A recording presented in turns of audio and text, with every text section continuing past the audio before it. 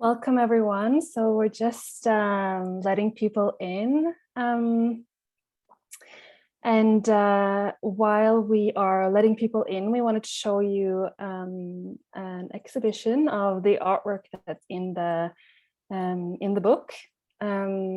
So just enjoy that while we're letting people in, and then we'll begin in a couple of minutes.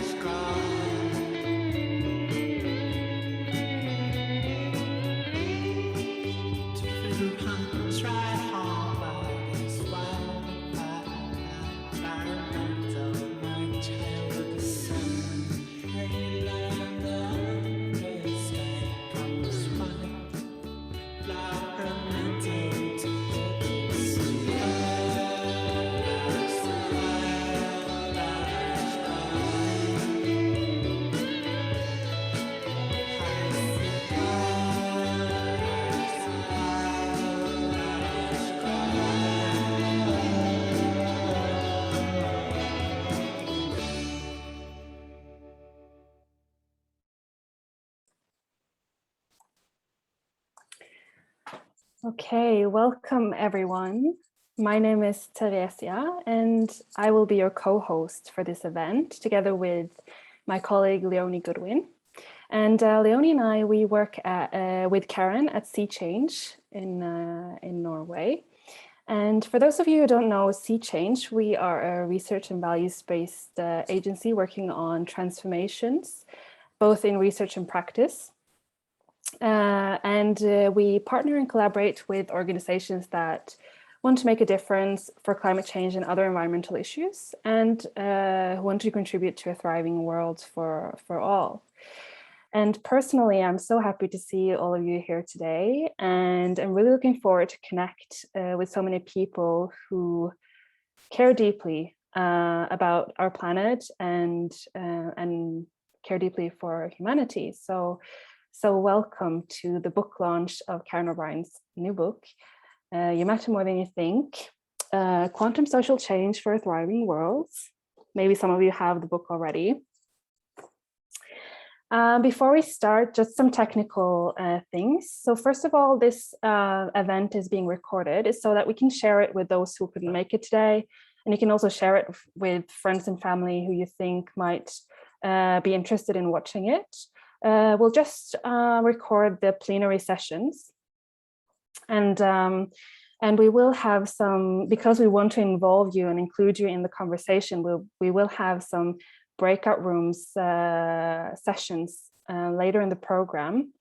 If you don't feel comfortable joining those, you just decline going into a breakout room, and then we'll take it from there. So so that's okay too. But we encourage you to join them and connect with interesting people from all over the world that are connected here today. So please keep your microphone on mute, unless you're speaking, of course. And I also want to say that we've disabled the chat for the first part of this program. And this is just because we want to invite you to just be present and listen deeply to the conversations at first. And then we definitely want to hear your questions and your thinking later in the program. So you'll have the chance to do that too. Now, I would finally like to introduce my good friend and colleague and author of the book that we are celebrating here today. And Karen O'Brien, she has, hi Karen. She has a beautiful way of communicating complexity in an inspiring and actionable way with passion, commitment, and an eloquent pen. She is one of the most cited researchers in her field. And she inspires and challenges us all, both through her research and her being. Karen's goal is to contribute to a quantum leap to an equitable world where all life can thrive. And she's been thinking and writing about climate change for a long time, starting when she lived in Bangkok in 1968. Karen is also a professor of human geography at the University of Oslo, and she's a co-founder of Sea Change. And for those of you who know Karen personally, you know, she's generous in sharing her insights and learnings. She is a great support to people around her and listens deeply to other people's perspectives. And she also truly believes that each of us matter more than you think. So Karen, how are you doing? How are you feeling? Thanks. Great. Thank you for such a lovely introduction, and thanks everybody for showing up tonight for this book launch, and hopefully a really great conversation. And so the first part of this program, I just want to chat with you a little bit about this book, and congratulations, by the way. And this is not your first publication, of course. You've written books and reports and articles for a long time. So, but I know that this one is a special passion project for you. So where does this book come from? Why did you want to write this book? Yeah, that's a great question, Teresia. I think this came out of a recognition that we're failing to bend the curves on greenhouse gas emissions and create a world where biodiversity can thrive. And one of the questions I often ask my students is, what will people looking back from the future think? Like, what was right in front of our faces, but we're missing? What are we not seeing? And when I came across some of the work on like quantum self, quantum society, and quantum social change, it really made me very curious. What does this actually mean for climate change and social change? So I started to kind of turn over these stones that I hadn't thought of, and it became really like a fascinating area. And I realized that it connected to so many conversations that are currently going on in society, and that was pointing to this idea that, you know, we really are underestimating our collective capacity for social change by thinking of ourselves as separate, as atomistic, reductionistic, discrete objects, rather than as entangled and connected, and, you know, deeply through our values, through our meanings, through consciousness, through, you know, even just the words that we use. So for me, it really was like the start of a journey, and it's still going on.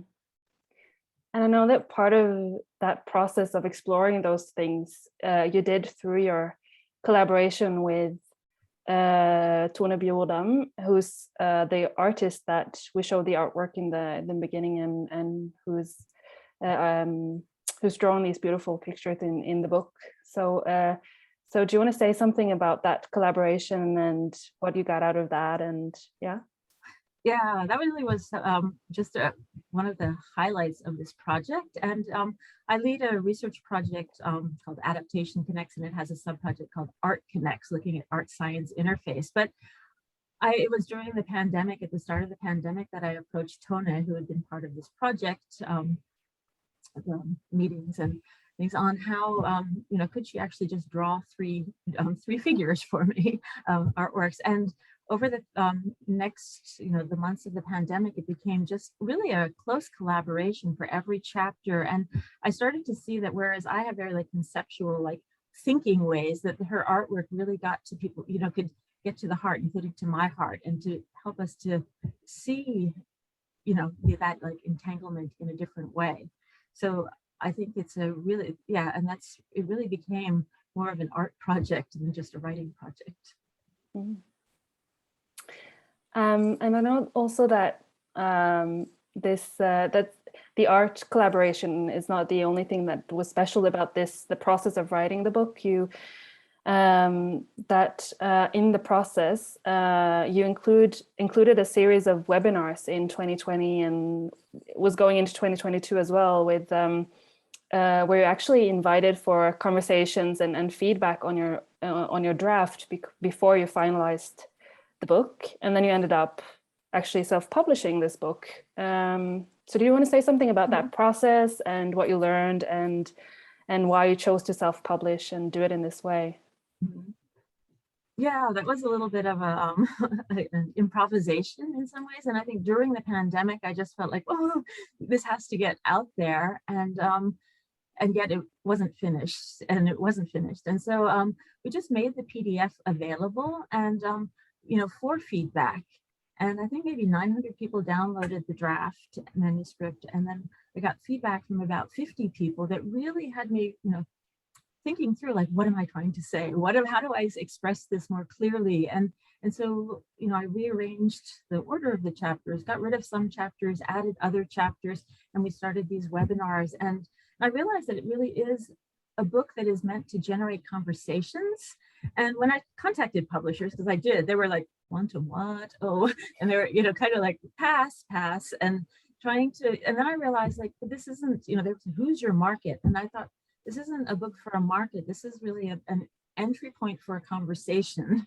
And so, and the more I work with Tone, the more I realize, like, what this is really, something that we're going to be working on until it goes to until it's finalized. So for me, it's been a process, and I think this launch, and it's been very much about building relationships, whether with the formatters, with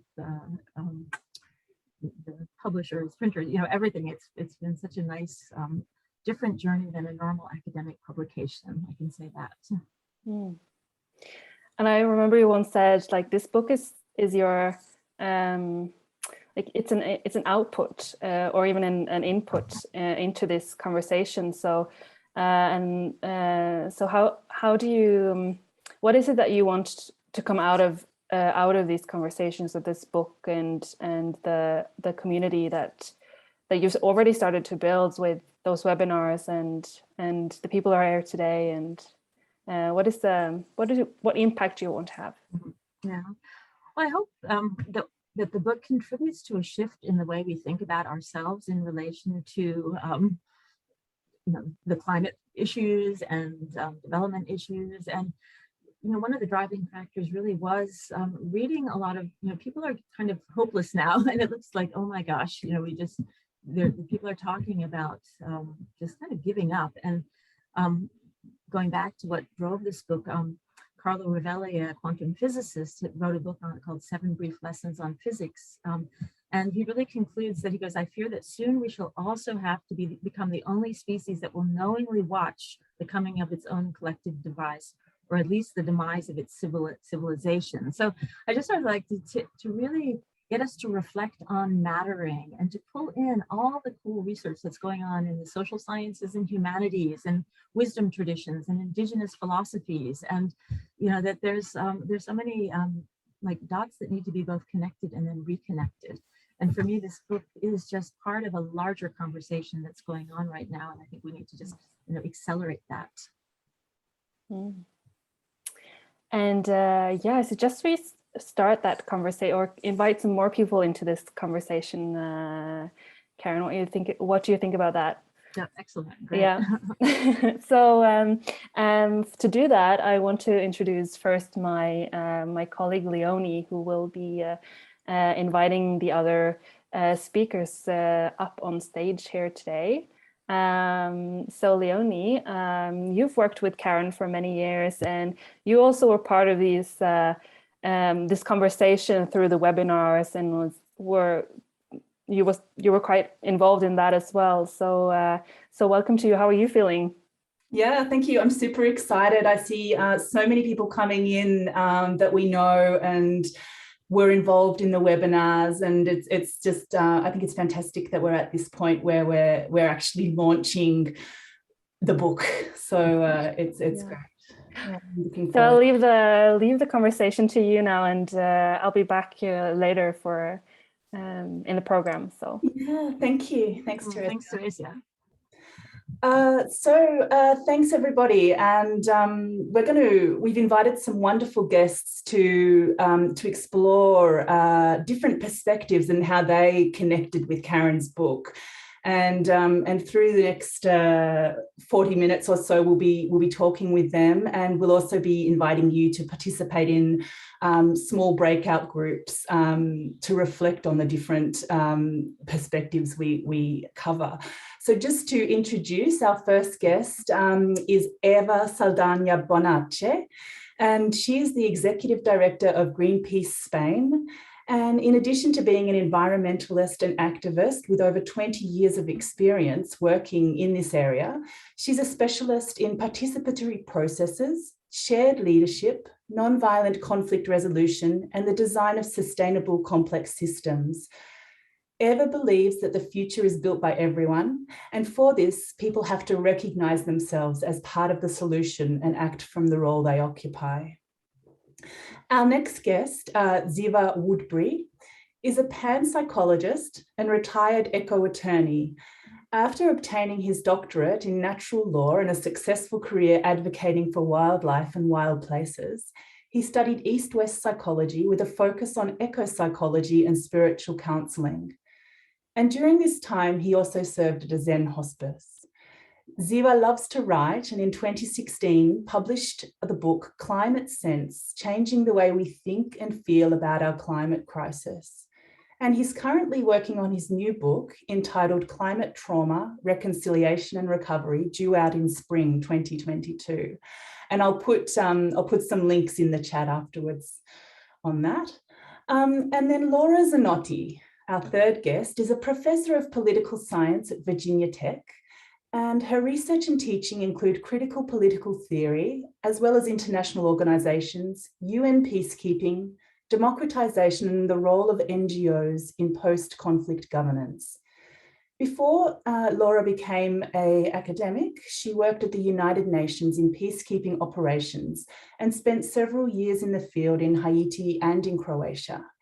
And her recent book is entitled Ontological Entanglements, Agency and Ethics in International Relations, Exploring the Crossroads.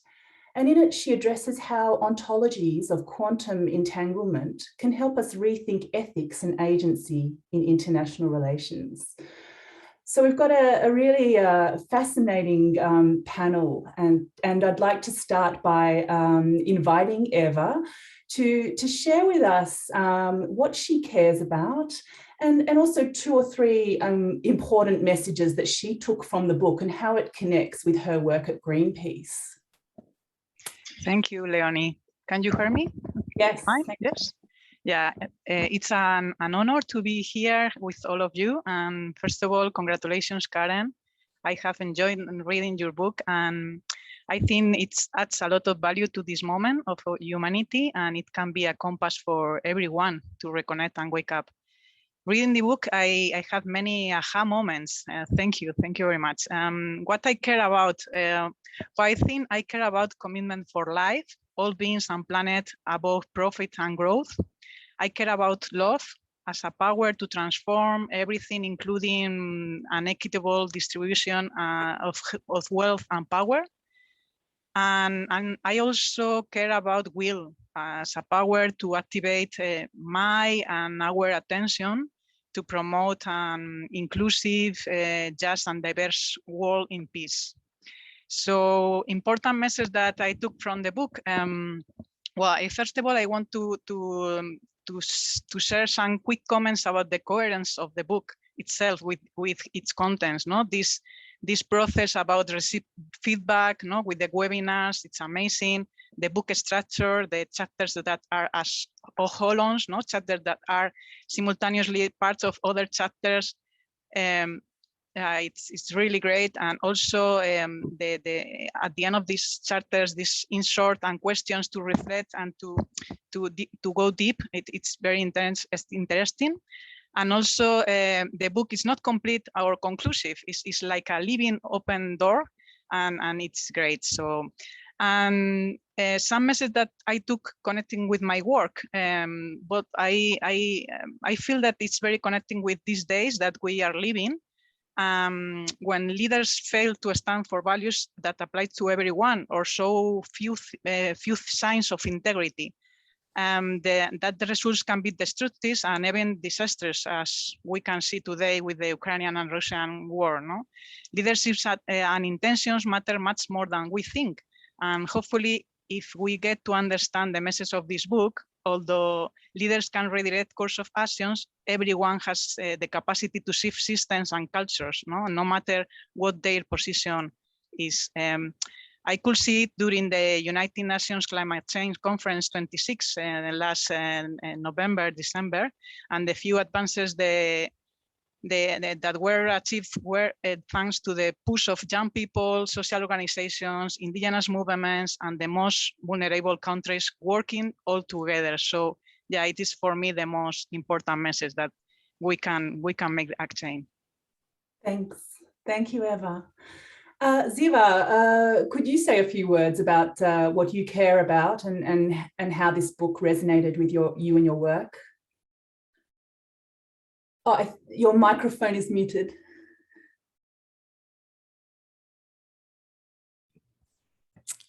Yeah, thank you. I'm a passionate advocate for Gaia, you know, the larger and more intelligent organism that we exist within. So in my advocacy on Gaia's behalf, consciousness matters. And in that chapter, Karen points to a key flaw in our climate thinking, and one which I've struggled against my whole career as a eco-advocate. And that is the human beings are objectified in the climate movement. We're reduced to numbers and names and marches on petitions and in elections. And it seems to me that to date, there's been very little interest in tapping into the vast sea of transformative energy that is inherent in our social connectivity and our shared responsibility for the climate. We can't achieve radical change incrementally or by referendum, and we're not going to solve this massive problem with the very same thinking that got us into it. And the alternative is, for example, you know, what Karen talks about in her book about quantum consciousness in terms of the collapse of the wave function, which is us. And as a kind of reformed eco-psychologist, I view this as an expression of Gaian intelligence. It's a relationally oriented form of consciousness that is displacing the divisive, objectifying form of consciousness, which gave rise to this existential threat. I see this grievous wounding of Gaia as climate trauma. And as a living cell in Gaia's biosphere, I feel that trauma because I'm embodied within this larger meta-organism, entangled both physically and psychologically. So for me, the climate crisis is not just an existential crisis, it's a personal crisis. So psychology matters. And by seeing my trauma as an organic expression of Gaia's trauma, my self-regulation becomes an expression of her self-regulation. And my agency becomes an expression of her agency.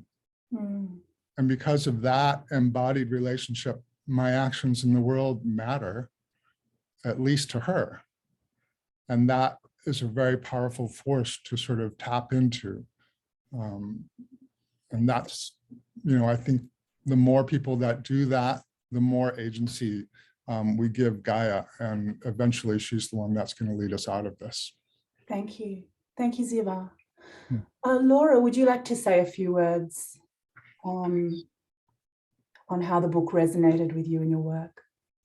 Yes, thank you. And thank you for inviting me to be here. It's a joy and a privilege to be here. And it's a joy and a privilege because this conversation and Karen's book is the proof that academic work doesn't need to stay within the confinement of academia, but it can diffractively resonate with the broader public and with broader conversation and with broader agencies. So what am I interested in? I'm interested in social change and how we can bring it about. Before becoming an academic, I was a UN peacekeeper, and my interest in social change came from my engagement with that experience. I joined the UN because I thought we could change the world that way, but then I realized that a bunch of abstractions and cookie cutter solutions didn't really contribute to the changes we wanted to bring about. And more recently, as an academic, I started reading the world of quantum physicist Karen Barad, and eventually I met Karen O'Brien. And I think that the encounter with her book really clearly answered one question that in my field, I keep on receiving, myself and others who really use quantum as a way of rethinking agency and social change. I think that Karen's book responds brilliantly to the question, why quantum? She says in page 4, from the perspective of quantum physics, connections, relationships, and communications are foundational, and this has implications for social change. And I think this is a very important and strong statement. She also says that if we change meaning, if we change metaphors, if we change the way we imagine the world, then we also can reimagine the way we think about social change. And she doesn't only utter it in an academic way, she writes a book that is very readable for a broader audience. So I think she accomplishes with this book what, as academic, we tend to, as academic in international relations, at least in my discipline, we tend to write for an audience of academics. And I think that Karen extremely successfully bridged that, crossed that bridge. And she was able to talk about very complex concepts and in a very compelling way, make it relevant for agency. So I think this book matters. And yeah, I'm pleased to be here. Thank you. Thanks, Laura. Thank you to all our guests. Now, I'd actually like to turn over to you in the audience, and we're going to invite you into breakout rooms to introduce yourselves, to talk about why you're here, and to talk about what matters to you, and the message of you matter, how that relates to your life and your work. So we invite you to go into the breakout rooms. They'll only be going for 5 minutes, and then we'll come back and continue the conversation. So please, if you don't wish to join the breakout rooms, do stay on the call, because we still have an hour to go. So don't drop out. I will open the breakout rooms now, and also, if you Leonie, just if you end up alone in a room, don't worry. We'll just pop you into a new room. So just sit down and we'll help you out. We're just going to need a minute or so to kind of organize. Okay. And we get to go into breakout rooms as well, right? Yeah. That's great. Okay. Yeah. So I'm opening the rooms now, and we'll be back in 5 minutes to continue the conversation.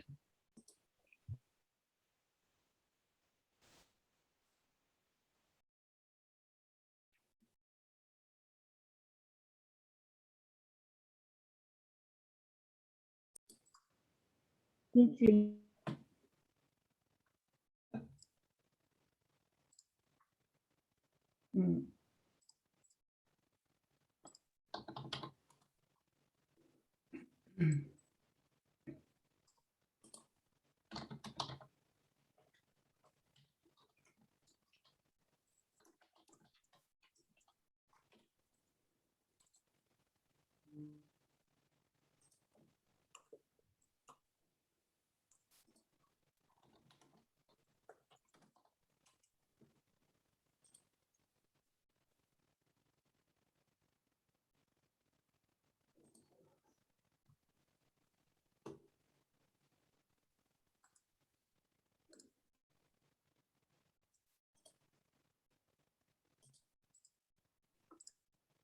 Okay, I think we have everyone back now. Do we have our guests in the spotlight as well? We'll just bring everyone back up. Do we have any questions? I hope you had a good conversation. I hope it worked for some. We had some technical issues, but I hope some of you got to have a conversation in the breakout rooms. And I just wondered, are there any reflections or questions at this point? If you'd like to use the raise hand function or get our attention somehow, we can take some questions for our guests or for Karen, or some reflections.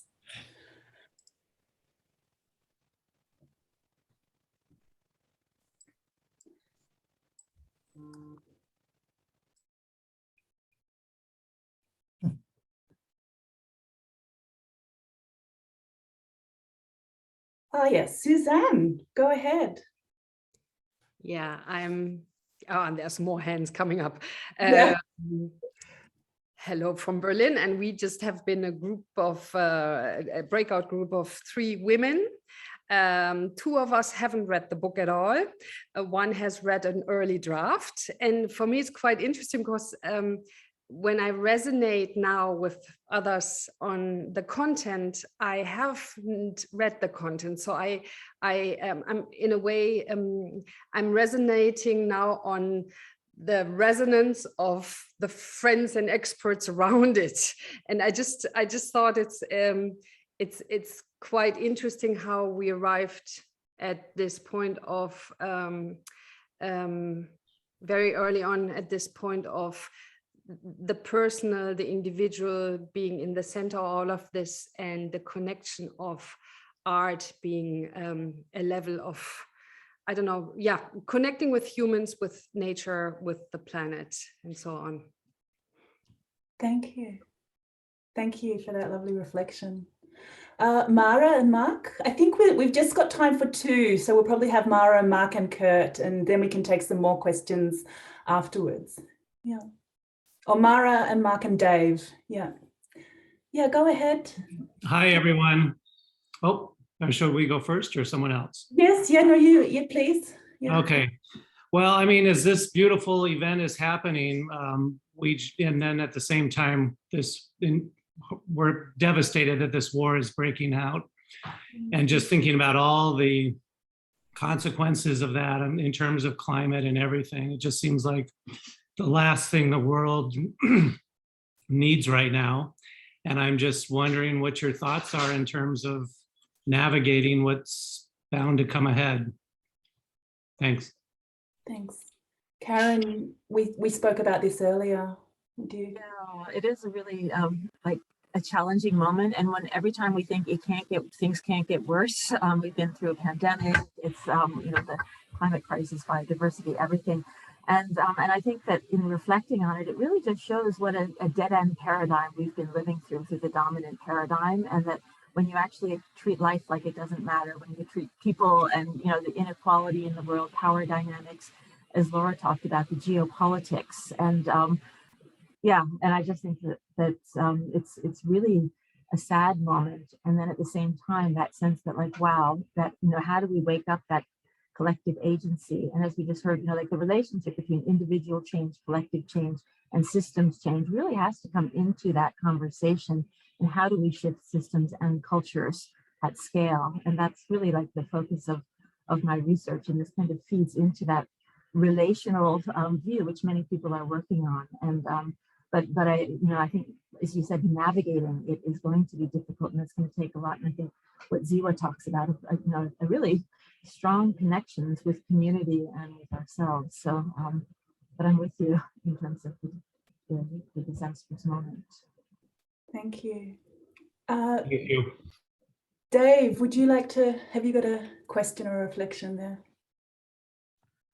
Yeah, just to acknowledge how important the message of the book is, even though I haven't read it yet, I have it. And also some of the ways the speakers are speaking. The moment seems to me it's the kind of make or break for the species to evolve. So we need to grow up as a species. And when I was in the breakout room, it occurred to me, we need to be beacons for each other, not of kind of unrealistic hope, but of the more beautiful world. So I'm interested from the panel members, what is it that they draw upon that enables them not to be hopeful or positive or whatever, but to be a beacon of this new life that we need to access for ourselves so that we all can thrive together. Thanks. Who would one of our panelists like to take that? I'm happy to take that. Just quickly, I came from into this sort of more recent round of climate activism in my life through serving at Zen Hospice.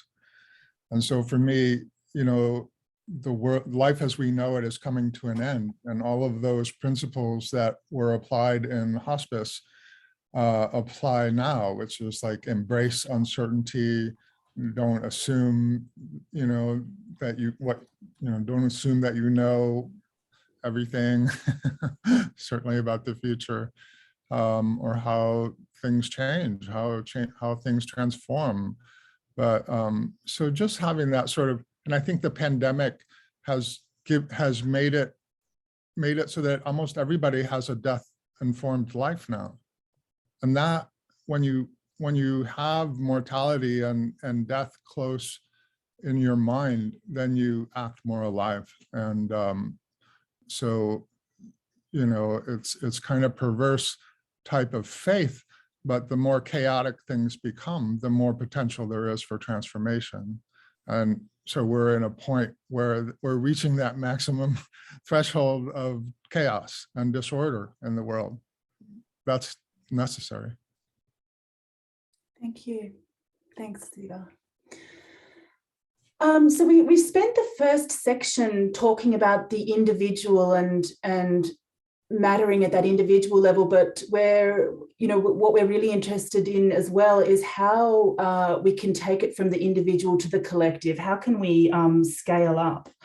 How can we change cultures and systems at scale, at the large scale? So I'm going to invite each speaker to talk for 1 to 2 minutes about the most important elements of the book that they found helpful for thinking about taking it to scale. And Karen, I'd like to start with you. Would you like to comment on what's important from connecting the individual to the collective? Yeah, I guess it's there's a lot that can go in there if we think of entanglement as you know, connection of shared meaning and values and things. But I think that, like, what really comes out is that role of agency, and not just individual agency, but collective agency, you know, as being entangled, and also draw on Laura's work on political agency very much in the book, because that's been very inspiring too.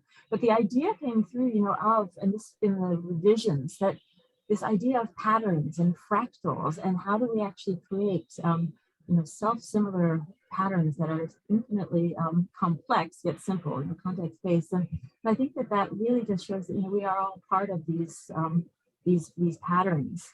And we can also, but right now, as we've just heard, we're creating fragments all over the place, and we're really, we're not necessarily living to that potential. So yeah, that was my in the process of writing, and I really just started to feel like it's the quality of agency that matters, and that we can put that into creating beautiful fractals that are aligned with the integrity of the whole system. And and nonlinear change will happen. Karen, I'm just getting a few comments about your headset. I'm wondering if you can put your mic a little bit more in, even more. Yeah. Okay. Is that better? I feel like a pilot. Does that work better? I think that's good. Yeah, thank you. Thanks very much. Ziva, would you like to comment on what stood out for you for taking this from the individual to the collective level? Well, you can probably guess what I'm going to say, right? But, we're integral parts of a larger and more intelligent organism.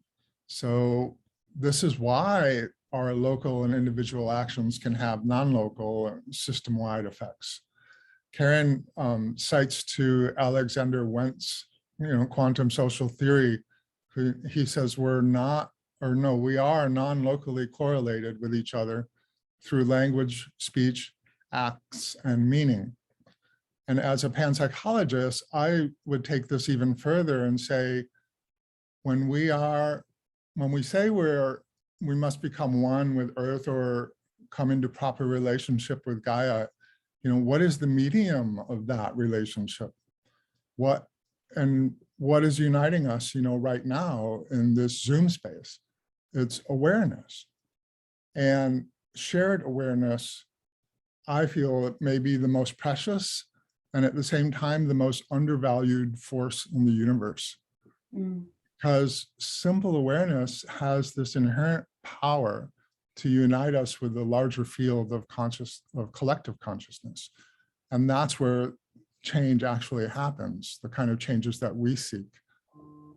And so then with intention, shared awareness can actually become sacred. And that's the realm of participatory indigenous experience, because they've always known that awareness connects them not only with one another and with animals, which we all experience, but also with the natural world. That's like their superpower. And we sort of restless settlers had to travel to outer space and gaze back on the face of the entire planet in order to fully experience that larger sense of shared awareness, which astronauts call the overview effect. So it's that same sacred experience that inspired Gaia theory and led us to discovering, all these, that awareness is a natural force in the universe, and we can tap into that. Karen, did you want to, this links with your chapter on consciousness in the book, I think, and. Yeah, no, I think it does. And I think consciousness is often neglected in climate change research and, in the Earth systems diagram. And that's one of the things that we were really pointing out, the missing sphere, the noosphere, being aware of our own paradigms and being able to see those. So, I'd love to hear what Laura has to say too, and Eeva. Yeah, Laura, what resonated for you from taking from the individual to the collective? Yeah, this is incredibly interesting. I think I shared this with Karen when she visited here. The notion of the fractal really intrigued me, because we are asked many times, how do you scale up, right? It's one of the main questions that comes to us academic or, people who are interested in changing the world in a way where how do you scale up? And the notion of fractals to me is extremely interesting, as a theory of agency, because it puts this repeated pattern as something that can really have diffractive effects. And I think that it also opens up a field of research for me, because if we think about these fractals, these ways of behaving that can be, repeated, but they may resonate differently when they travel through different media, right? Where they travel through different situations. So we also need to be situationally conscious. And how can that be done? And how, in a way, we can diffractively amplify the effects of these fractals. So I think this is a very interesting concept that opens up an whole way of reconceptualizing agency in the context of complexity and uncertainty. So it's an open concept. I'm very interested in exploring more. Karen, would you like to add? Yeah, I think it also. Oh, sorry, Sarah, I was just wondering, is it possible to take off the headset, or Is that any better now? Or it's just kind of is that better? I think so. Yeah. Put up closer. So, I have headset problems every time. But I think that that idea of fractals also, and going back to what Ziva said, it also links with this idea of responsibility, becoming aware that how we respond in the moment, from this kind of process that now and now and now is really important. And Laura, your work on ethical agency, I think it's so important, because it's not just that, oh, we have to respond, but we have to think through. It's not just like geoengineering the atmosphere, and we have to really, be able to think through what are the implications of this on not just generations now, not just in the future, all species, etc. And that's super important. Eeva, over to you, the environmentalist and activist. What's important to take this to scale from your perspective? Well, I found a lot of examples connecting with my life and with my activism and the collective activism. I am going to talk about beliefs matter, because Laura talked about fractals, that it's very, very, very connecting with our work in social movements, but belief matters.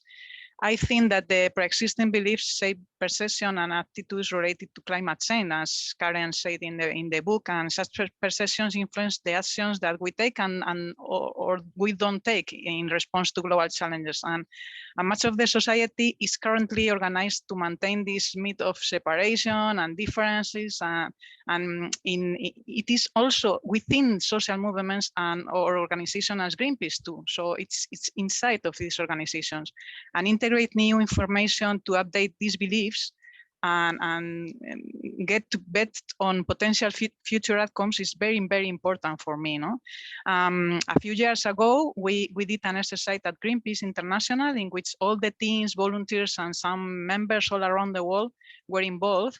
And we agree, Greenpeace, we agree 7 shifts. We changed our beliefs, and we try to change the organization inside to impact outside, from symptoms to root causes, from reinforcements, all the stories to building new ones, from secretive to open sources, from failing failure to fearless innovators. So we change the mind, and for me it's really important to connect these things with our real life and all the things that Karen are telling us with our real life. The other thing that I want to share is about you matter.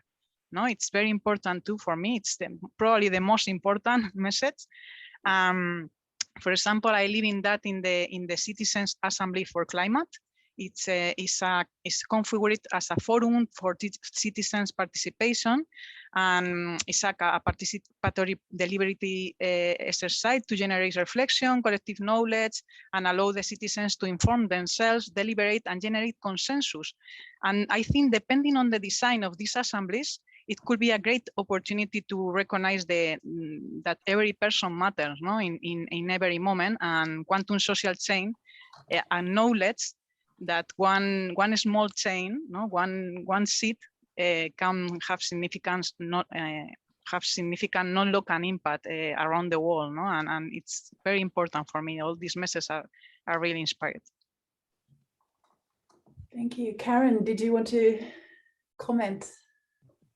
Yeah, I was thinking about the you matter more than you think, because I think that, you know, it's like, in some ways it's like note to self, because sometimes for all of us working in this area, it feels like daunting, the types of changes that we have to do. And I think that's why, you know, like maybe why I went into this inquiry and why I still am going into this, like, wow, how do we actually activate our biggest potential and our most, you know, that sense of agency, and not just in thinking like big, like I've got to go out and do big things, but just in every moment.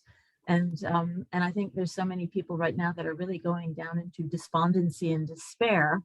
And you know, we're acknowledging losses, we're acknowledging that we have failed in many ways and that we've been failing people for centuries, or and yeah, so but to also say, here we are, and what can we do right now to really matter? And yeah, so I have to kind of remind myself, but I also find myself when I'm walking down the street, I just look at people and go, you matter, you matter, you matter, you matter.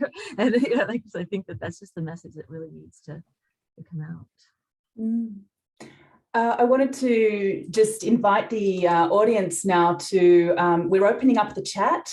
Yeah, and I invite questions for the panel and reflections. So I see that Lila's got her hand up.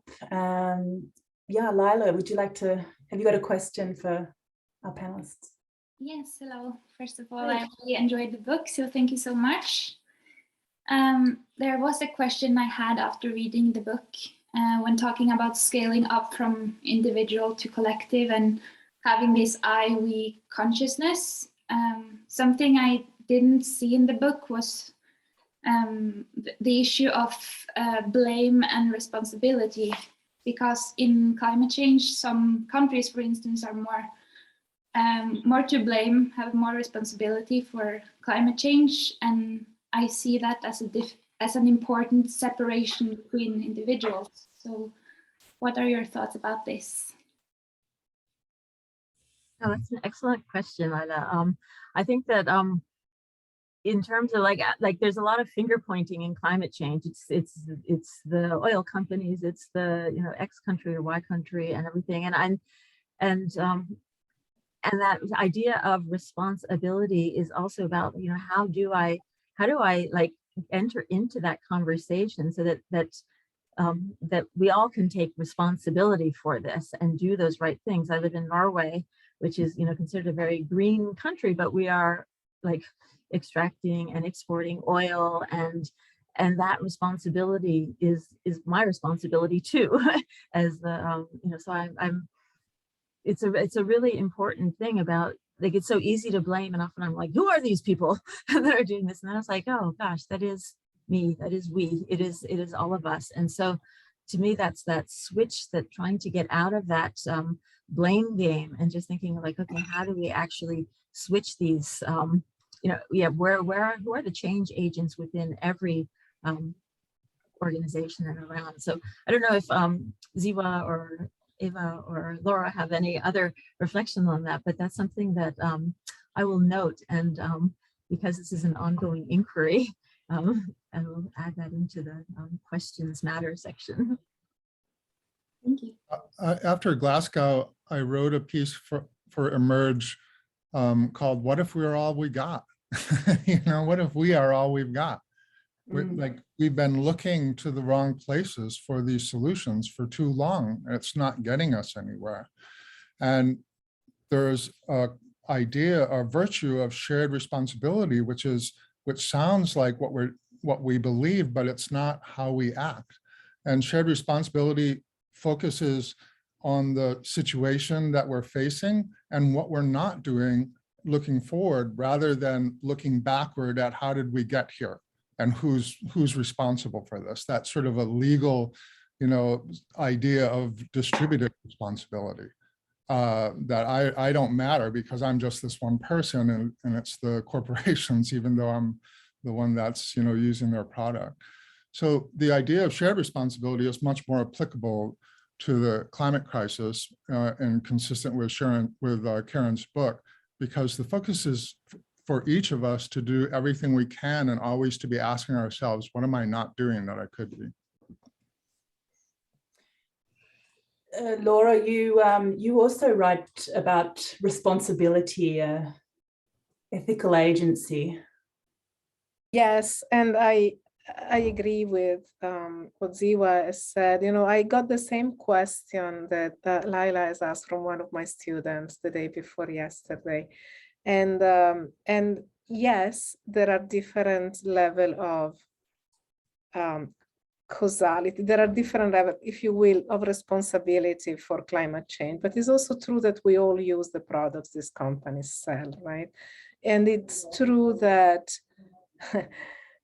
that, as Karen says, we are the leverage point.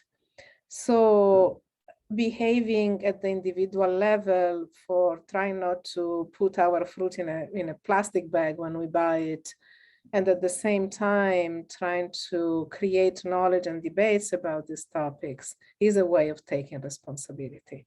It's too easy to say, well, I have no agency, or the fault is of someone else.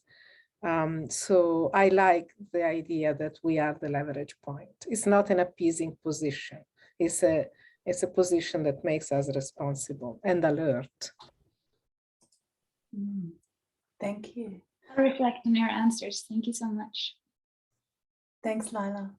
I see Brian has a question, reflection. Go ahead, Brian. Oh, sorry, your microphone is muted. That's a question I struggled with for a long time. And I think not that I've conquered it or resolved it completely. I can only share with you the approach or the mindset that I bring to it. And that is that, you know, in this game of, you know, using climate change as an example, there's a lot more going on than just climate change these days, as we all aware this morning. But there's, you know, realizing that we are part of a complex world. When we think of complexity, we have to get beyond simple cause and effect relationships, that they're multi-linear and so forth. And so are our relationships with each other. So while it's tempting to sort of blame the oil companies as being responsible for climate change and the countries that depend so heavily on them financially, you know, if you look at the paint on your walls, the paint in their books that we just printed, the clothes that we wear, everything demands hydrocarbons in some respect or another. The people that work in the petroleum industry are working there to feed their families. It's a good form of employment currently. Without some kind of substitution coming in, they're going to continue doing what they do, and they're going to continue supplying what is being demanded of them in some ways. Now, we can transform that. But the first thing I think is to try to get over an us versus them. It's a false dichotomy, rather than it's really a collective we, that we have to proceed with change together in some way. And that may be a lot more incremental. In some ways, we suffer from a form of anticipatory anxiety. We see this future without oil, you know, as one example, and there are many other aspects about our global ecology that we have to resolve in addition to climate change. But we set the bar so high that anything we see below the bar, we get very frustrated with very quickly. But we have to put that in context. I mean, we've been around as a species for 200,000 years. And it's only really in the last 200 years that we've escalated this impact that we've had on the planet. It's brought a lot of tremendous good, but if we expect change to occur, say within the next 3 to 5 years, and we continuously get disappointed not seeing the change that we'd like to see, we have to temper our expectations, I guess. Yeah. In the sense that we have to put it on a time scale that, what kind of a change do we expect to see over what period? Yeah. And how do we do it collectively without this us versus them? And let's do it right now. Let's see the change right now. Yeah. That's the first step, I guess. Karen, did you, in the book, the section on time, did you want to say a quick comment on that or respond to something Brian's brought up there? We do have to move on, so just quickly. I think one thing that just becomes really clear is that within sustainability, we're often like pushing the sustainability off into the future to 2030, 2040, 2050 as, our goals and targets, rather than bringing that right here to now.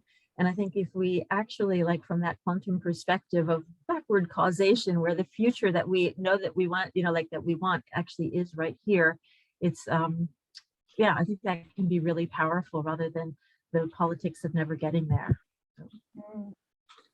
Thank you. Thanks, Brian. Thank you. We have one more question from Kurt. We are running a bit behind, Kurt. If you could just make it quite brief. I'll be quick. Thanks. But I did want to say that one thing that's wonderful about this book is Tulna's artwork. It's just totally amazing. It really changes the quality of the experience. Following up on the previous comments, I just formulate my reflection in a simple question. What's the relationship between agency and power? And also, what is your view, Karen, about societal structures of governments and NGOs and things like that? I don't need to say what I think. I just wonder what you think. Yeah, I will also let Laura talk about agency and power from her international relations perspective. But I do think that going back to the society is the way it is. Like, we've organized society according to the way that our mindsets, into hierarchies, into some people being expendable. The social norms, they come out of a certain space and place, and I think that our job is to really say, like, does this actually work for everybody? And the answer in most cases is no. It's been for fractions of the population, and that goes right into power of who has the power. It has been power over people. And really, and I make this point, very much based on Paulo Freire's pedagogy of the oppressed, that that there's nothing, there's unity is so dangerous to those who actually hold power. And an emancipated population is, if everyone did have that, and that's why I think, education is so important and is that way out. But Laura, it looks like you're ready. And I know you're going to have to go teach in a few minutes. So yeah, I will unfortunately have to split in 10 minutes because I'm teaching a class. But yeah, in international relations, power has been conceptualized as monolithic and extremely powerful. And both quantum perspectives tell that what we do at any scale, at any level, brings about transformative effects of a sort, and is cumulative. So what we do accumulates with other effects and changes. Different materialization of matter change what was there before. So if we stop thinking about power as extremely monolithic and powerful, but as something that can always be challenged and hijacked. And as someone said before, we cannot expect revolution. We need to immediately. We just have some agency, but we always think about ourselves as omnipotent. We are not, but we are powerful in one way, in different ways. And so power is not only in the hands of someone else. It's not just a structure that needs to be revolutionized. Everything we do leaves a footprint. Mm-hmm. And this, in a way, is also an implicit answer to something Dave, I think, asked in the chat. So to me, these cumulative acts are a way of scaling up because they bring about transformative effects. And we need to do it consciously, right? We cannot just say, oh, I'm a good person. Well, we need to be conscious about that. The one power that the system still can't take away from us is actually consumer power. and yet we don't really organize around the exercise of that power. You know, it's certainly important to express our agency in our own consumer choices. But, you know, why aren't we boycotting factory farms and things like that? What about you, Eeva? What, from your perspective in activism and with Greenpeace, what, yeah. Yeah, I think the conversation is very, very interesting. I think we really need a small radical evolution.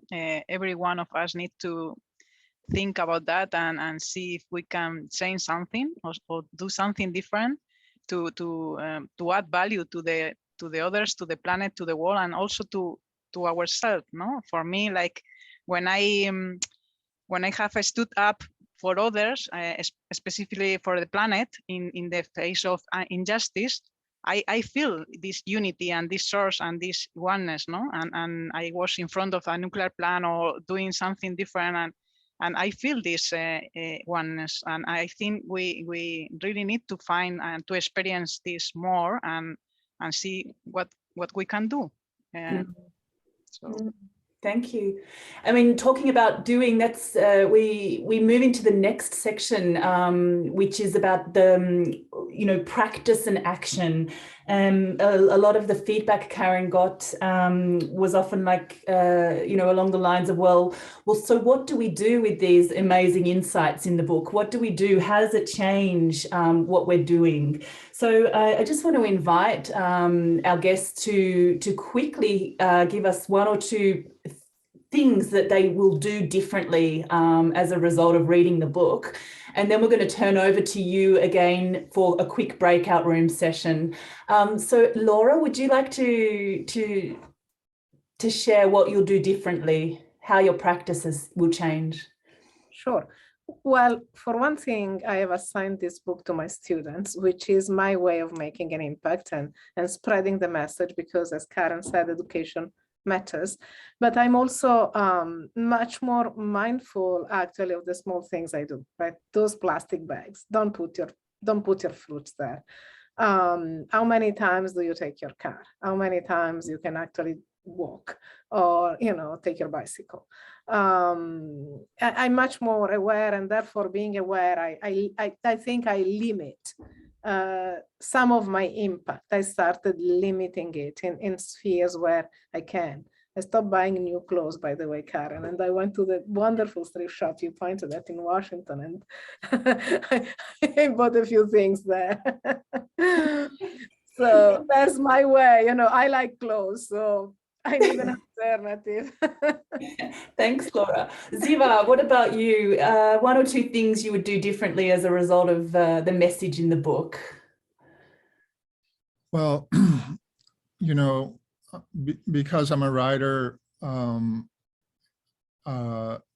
the main thing I'm already doing is just promoting the messages from the book itself. And because I just feel like, the way quantum change happens is like, just talk about fractals, but crystallization, but, our conversations matter, and the connections that we make matter.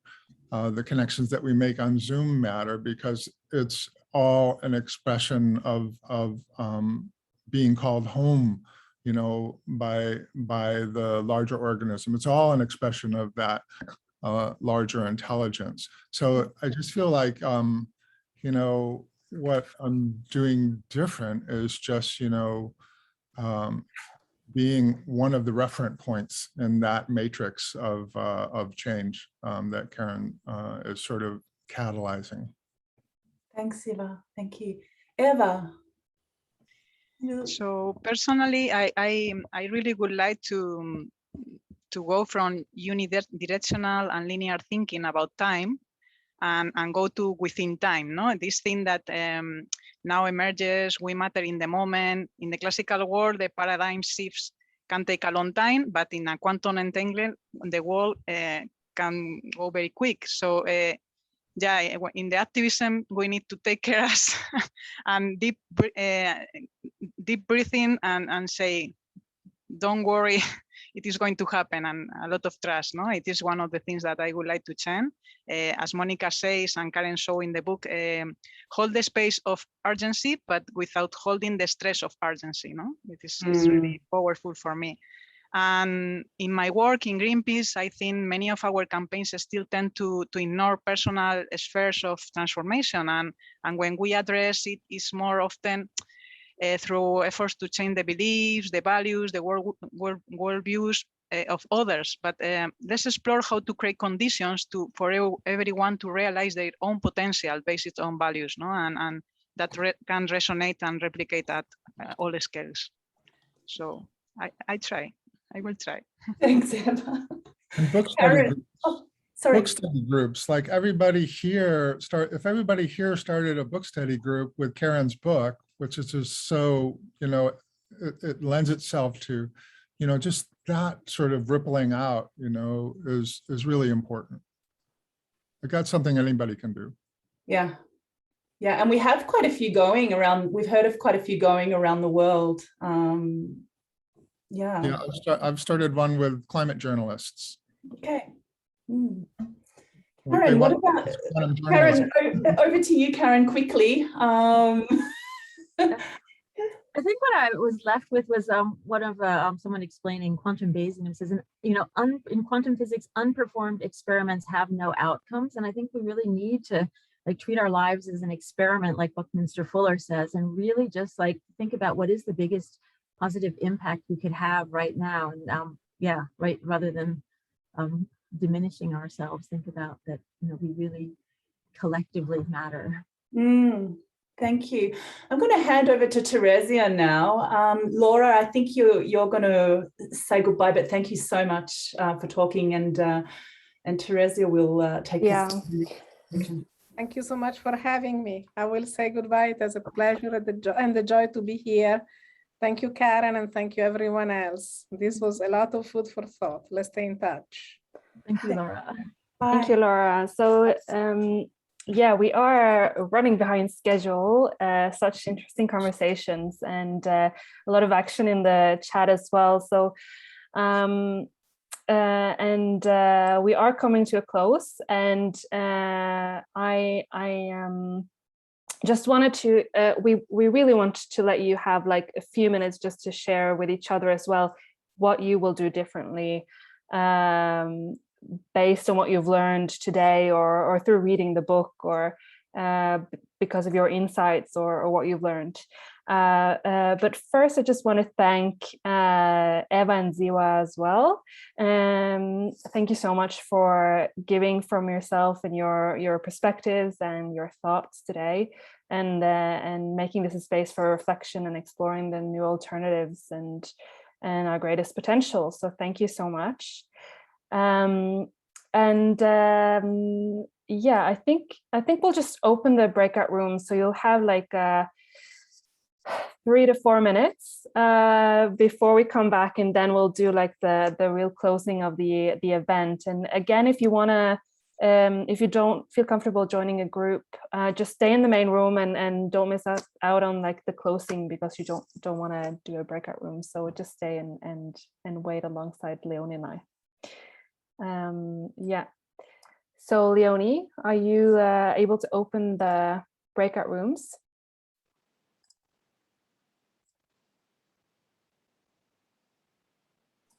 Five minutes, or yeah. Well, more.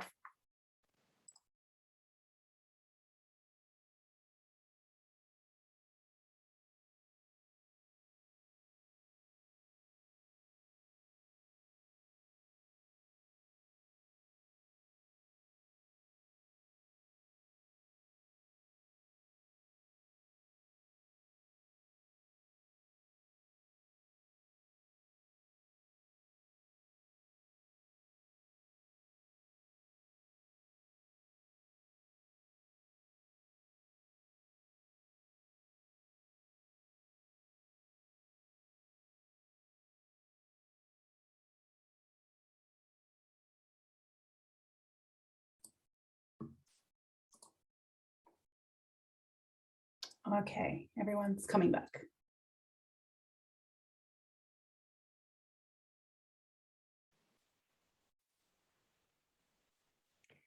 All right. I hope you had some good conversations in the breakout rooms. We will continue the conversation in different ways, including more webinars and other events to continue to generate these conversations that really matter. And so if you haven't already, please join our mailing list or follow Sea Change on social media. And then you can also, if you haven't already, buy the book, of course, and you can find that on the website that Leonie has put in the chat here, and you can also then get the special hard copy signed from Karen. It's really really nice. It has like this fabric cover with the actual imprint of a fingerprint by Tone Bjordam on the front page there. And you get a, huh? Can we highlight Tona too? Oh, is she here? I see her. She's in my viewpoint right now. Oh, Tona, come join us and say hi. Yeah. Hi. Hi, Tona. Yeah. Nice to see you. Yeah, we're going to do an Art Matters webinar in the thing, but yeah, Tona, I just want to say that it's been just fantastic to work with you on the book, and as Kurt said, your artwork really brings it to life. So it's thank you. Thank you so much. Likewise, very inspiring. Fantastic, incredible collaboration over the last 2 years. Yeah, I agree. So as Karen says, it is our plan to do a special one on art coming up during the spring sometime. So make sure to catch that when that happens. And also for if you buy the book now, the coming week or so, you can use the promo code I Matter and get a special launch price. I think that's what we had today. And I also want to thank Leonie for guiding us through this conversation, and also all of you in the audience who also have contributed with your thoughts and perspectives in groups and in plenary and the chat. And and also I'd like to thank myself for being here. So thank you all. And if you want to, please pop in the chat, just like a check out how you're feeling in the moment. What are you left with? We have a couple of more minutes before we'll close the room. So just do a check out in the chat, and we'll get a feeling of what's going on in everyone's head. Are we going to ask our guests, Teresia? Oh yeah, we can do that. Where are they? Ziva and Eeva. How are you feeling in the moment? Yeah, I said in the chat, no, I feel full of energy, and I feel that this quantum leaps start here in each one of our hearts. So let's do it. Thank you very much for everyone to be here. Ziva, how are you feeling? Yeah, and I'm feeling quite inspired, and the last conversation in the breakout room sort of showed the kind of potential. This was somebody who teaches, high school students, and we're just talking about the importance of self-regulation and sort of countering the negative feelings they have about themselves.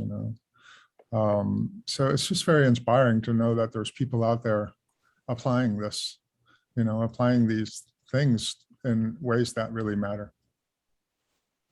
Thank you, Karen. I just got a question of the promo code. Again, it's I Matter.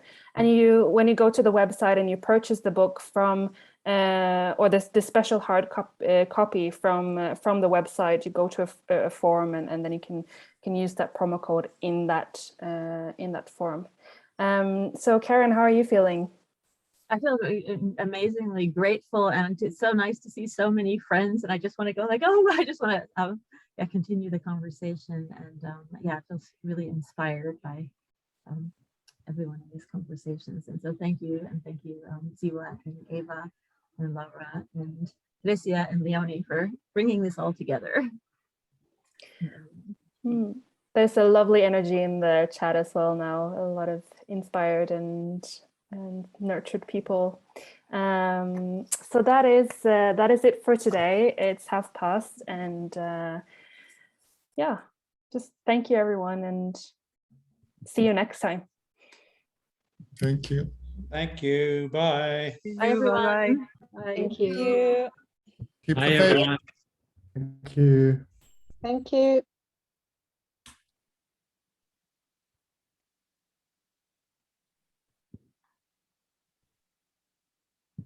Thank you, Karen. Amazing. Thank you, everybody.